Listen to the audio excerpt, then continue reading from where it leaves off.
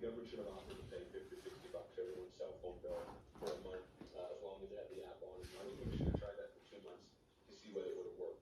It might sound like a lot of money, but when you think about the fact that we were spending $2,000 a month to pay people to not go to work, paying them for 50 or $60 for people to try out an app, it actually would have worked and it's been taken up. I think it would have been money. I think we were sort of penny wise and pound foolish. Paying people to download something, and that is a pretty big push. We're really not close to doing that.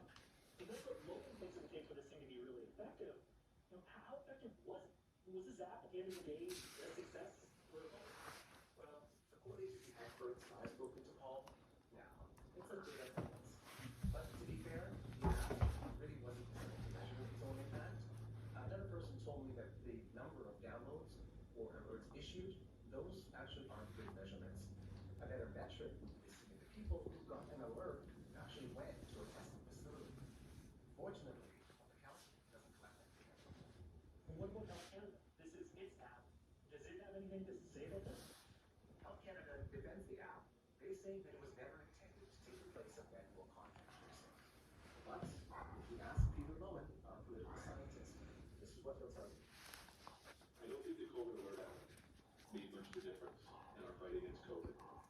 That doesn't mean that it was a waste of money necessarily. We didn't even spend enough money to really try. So we have to really commit to this app for it to work. But it sounds like 20 million is kind of like, dipping a little toe in the water. Right. We needed a whole foot. Maybe a full foot push. Yes.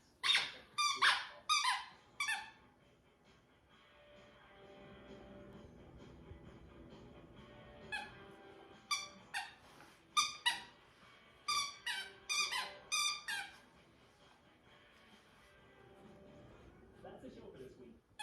You can follow Facebook and Twitter on our show. All our podcasts anywhere you get podcasts. Apple, Google, CBC Listen App. Another Neil Young fan?